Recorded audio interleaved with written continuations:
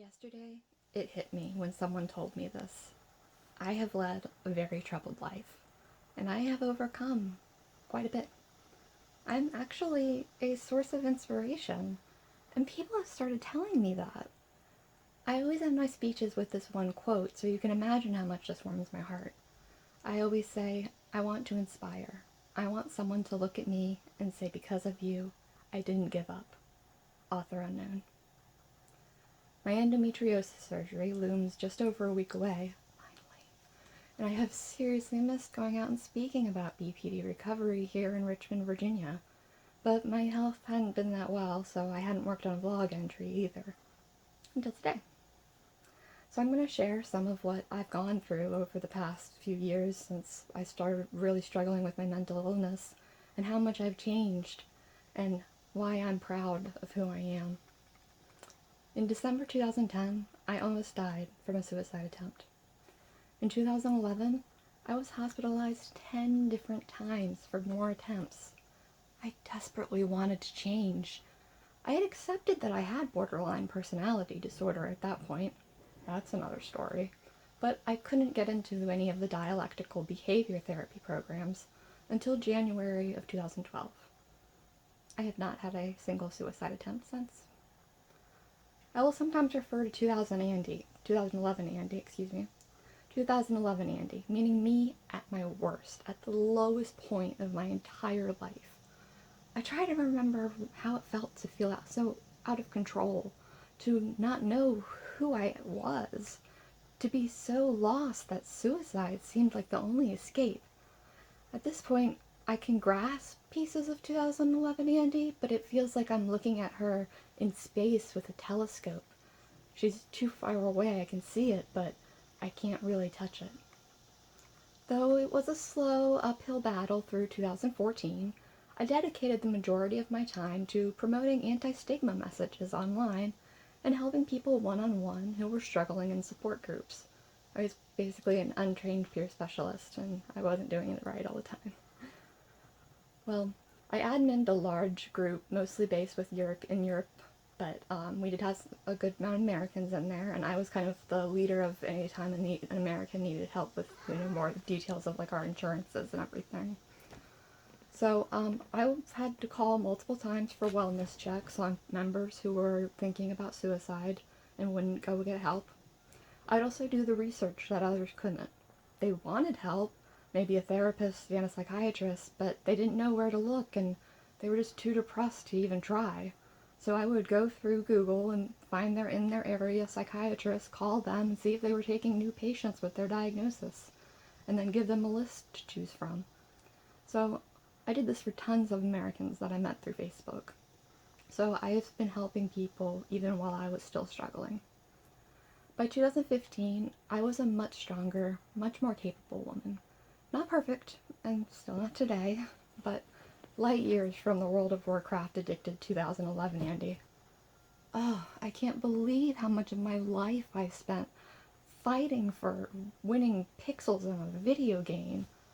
I can't even believe that I used to work in advertising in 2009. I mean, sure, the pay was pretty good, but it didn't mean anything. It didn't have any substance. I wasn't helping people like I am now.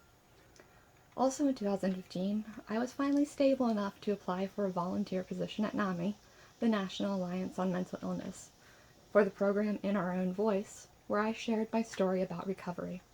I started with one speech a week, and by the end of the year was speaking multiple times at multiple hospitals. Another opportunity appeared in 2016 when I was invited to be the keynote speaker at an art and mental health exhibit halfway across the state. For the first time ever, someone recorded me talking and speaking publicly about my struggles. You can view it on YouTube, and people did, and they were shocked. People asked me, "Do you really talk about this stuff in front of people?" And I proudly said, "It's what I do." Once I get back to speaking after my surgery recovery, hopefully in October, I will be completing the circle that was started when a lonely girl listened to an In Her Own Voice speech at a presentation at VCU, Virginia Commonwealth University's North 4 Psychiatric Adult Unit. I was that girl. And I spent the better part of 2011 as a patient on that ward, And soon I'll be walking in to inspire, to be a positive role model, and to hopefully change their lives the way it had changed mine. I didn't even know that public groups existed for people with mental illnesses before that. I cannot wait to get past this physical setback because I am roaring to find some of my former doctors and show them that BPD does not mean a lost cause. I am living proof of recovery. And you all have been some of my biggest supporters since the darkest days back in 2011. I couldn't possibly mention everyone who has helped me along the way, and I will not try. But everyone, I can't even tell you who continue to support me today or help me when I need a hand. I have so much support, not just online, but offline as well. All of my social media followers and friends have been a source of inspiration. My Facebook and Twitter family is a huge force of good in my life, and your support helps lift me higher. Come on, surgery. Give me your best shot. I fought BPD and I won. I have purpose in this world to share my story with as many 2011 Andys as there are out there. I'll be down, but I am not out. No way. This is my life's purpose, and nothing is going to stop me.